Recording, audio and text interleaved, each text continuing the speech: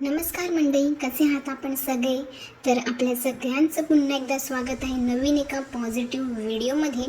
तर मंडळी, तुम्हाला थंबनेल आणि टायटलवरनं अंदाजा आलाच असेल की आज आपण एका नवीन कॅरेक्टरबद्दल बोलणार आहोत, कारण की यांच्यावरती मी अजून एकही व्हिडिओ नाही केलेला.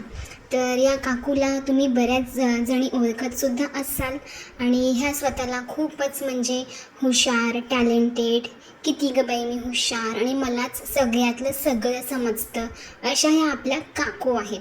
तर अश्विनी काकू, तुम्हाला एक विचारायचं आहे, ह्या ज्या म्हणी आहेत ना, त्या पुढच्या म्हणी ना तुमच्यावरती अगदी तंतोतंत लागू होतात हां. म्हणजेच मी नाही तकली कडीला वाचली. म्हणजे आणखी एक दुसरी म्हण आहे बघा, हम करे तो रासलीला, तुम करे तो कॅरेक्टर ढीला. आणि अजून बऱ्याचशा म्हणी आहेत ना, त्या फक्त तुमच्यावरती लागू होतात, कारण की जिथपर्यंत मी तुम्हाला बघितलेलं आहे ना, तर तुम्ही स्वतःला खूप म्हणजे ओव्हर स्मार्ट समजता. मला सगळ्या गोष्टी समजतात, मला टेक्निकलचं किती ज्ञान आहे, तुम्हाला किती ज्ञान आहे ना टेक्निकल गोष्टींचं ते कळलं हो. कारण की तुम्ही एका व्हिडिओमध्ये, आताच रिसेंटली एका व्हिडिओमध्ये म्हणाला होतात की प्रायव्हसी कंप्लेंट काय असते हे तर मला माहिती नव्हतं. बरं झालं तुम्ही मला प्रायव्हसी कंप्लेंट टाकली, त्यामुळे मला त्या गोष्टीबद्दल माहिती झालं. म्हणजे काय दोन तोंडी बाई आहेस ना तू, म्हणजे दोन तोंड्या बाईचा प्रकार असतो ना, तसं आहे बघा तुमचं. म्हणजे एकीकडे म्हणता की मला सगळ्या गोष्टीचं ज्ञान आहे, मला सगळ्या गोष्टी कळतात, यूट्यूबमधल्या टेक्निकल गोष्टी सगळ्या काही मला समजतात, त्यासाठी आम्ही एका पर्सनल व्यक्तीसोबतसुद्धा बोलत असतो, संपर्कात असतो, आणि ही साधी गोष्ट तुम्हाला माहिती नव्हती काकू? अरे रे रे, काय बोलणार आता तुमच्याबद्दल. म्हणजे कीव येते मला. तुम्ही एकीकडे असंही बोलता आणि दुसरीकडे असंही वागता. म्हणजे काय आहे ना, काय ते खरं वागण्याचा प्रयत्न करत जाओ. फक्त कॅमेऱ्यासमोर येऊन बोलता बड्या बाटा आणि नुसतेच डेंगे हाकता. काहीतरी आहे ना, ते जरा सत्यता तुम्ही स्वतः एकदा आरशात बघा की तुम्ही कॅमेऱ्यासमोर किती धडधडीत खोटं बोलता आणि रियालिटीमध्ये तुम्ही काय आहात ना, एकदा जरा आरशामध्ये बघा तुम्ही काकू. म्हणजे या अश्विनी काकूंचं कसं आहे माहिती आहे का, ह्या 2 महिन्याआधी काहीतरी वेगळंच बोलतात आणि आता रिसेंटली यांचं काहीतरी वेगळंच चालू आहे.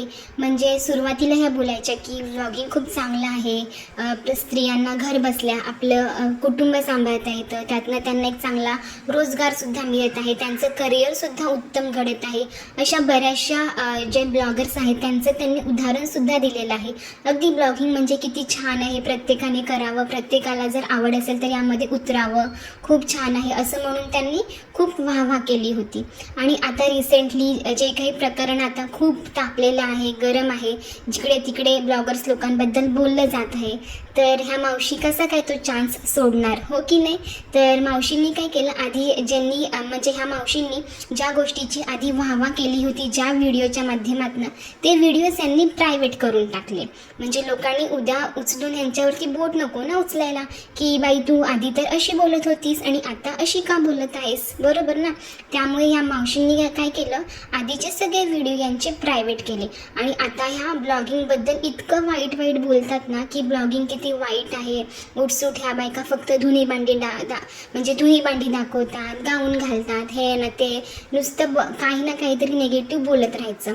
तर तुम्ही एवढ्या स्वतःला खूप स्मार्ट, एज्युकेटेड समजता, मग गाऊन घालणं त्यात चुकीचं काय आहे हो काकू, मी तुम्हाला विचारते.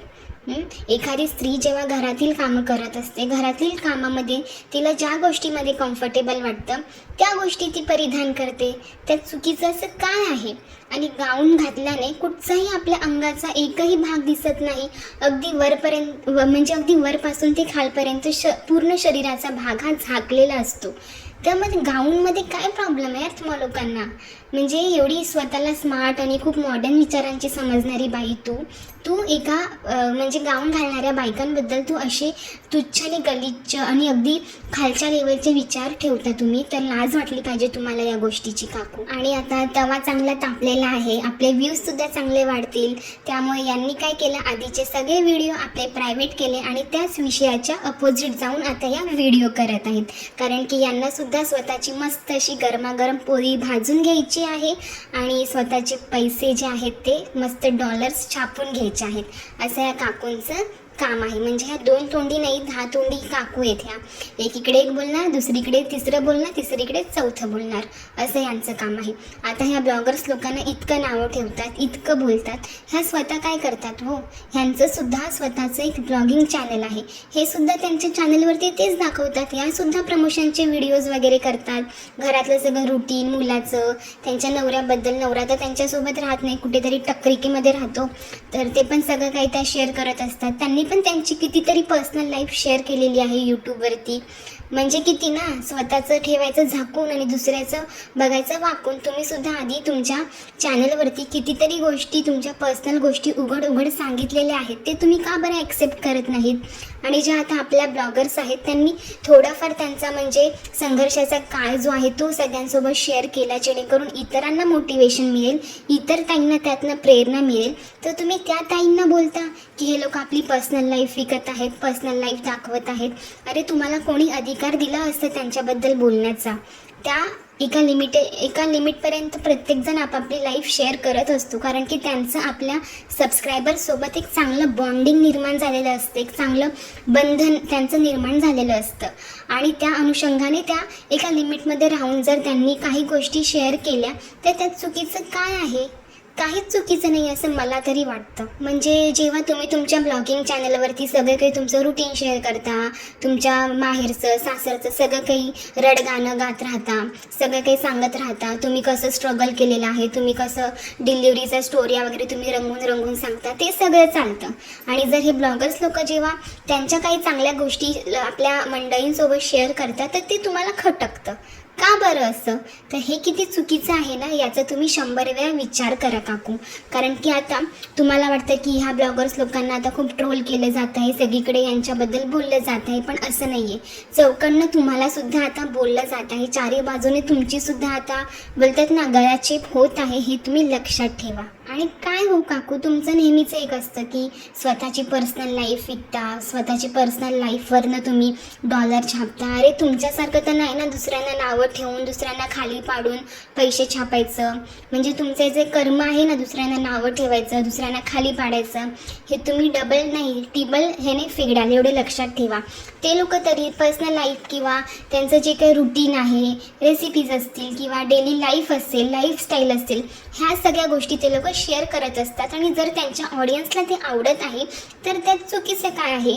तुम्हाला जर त्या गोष्टी आवडत नाही आहेत, खटकत आहे, तर तुम्ही त्यांचे व्हिडिओ बघू नका ना. पण नाही, न बघून कसं चालेल ना, कारण की त्यांच्या जीवावरती, त्यांच्याच व्हिडिओवरती तुमचे व्हिडिओ चालतात, तुमचं घर चालतं, तुम्हाला डॉलर्स मिळतात, हो की नाही काकू? कारण की नावं ठेवूनच तुम्ही आता डॉलर्स कमवत आहात ना. तुमच्यासारखं अगदी खालच्या दर्जाचं काम तरी ते लोक करत नाही आहेत ना. अगदी स्वतः जे काही करत आहेत ते स्वतःच्या हिमतीने करत आहेत, स्वतःच्या व्हिडिओवरती ते लोक कमवत आहेत.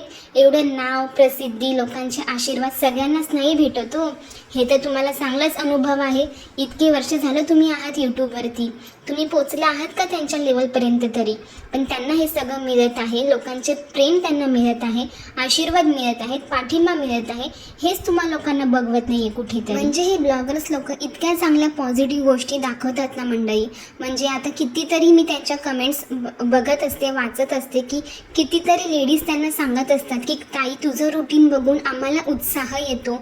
मी सुरुवातीला खूप आळशी होती, म्हणजे इतकी काही मी कामं करत नव्हती, पण तुझा व्हिडिओ बघितल्यानंतर, तुमचे व्हिडिओ बघितल्यानंतर आमच्यामध्ये सुद्धा तो उत्साह निर्माण होतो. आम्हाला सुद्धा काम करण्याचा एक नवीन उमेद मिळते आणि आम्ही सुद्धा आमच्या घरातली कामं जी आहेत ती पटापट उरकतो, स्वच्छता करतो आणि हीच गोष्ट आमच्या घरच्यांना सुद्धा आता आवडत आहेत. अशा बऱ्याचशा कमेंट्स मी स्वतः वाचलेल्या आहेत त्यांच्या चॅनलवरती. म्हणजे ही किती पॉझिटिव्ह गोष्ट आहे.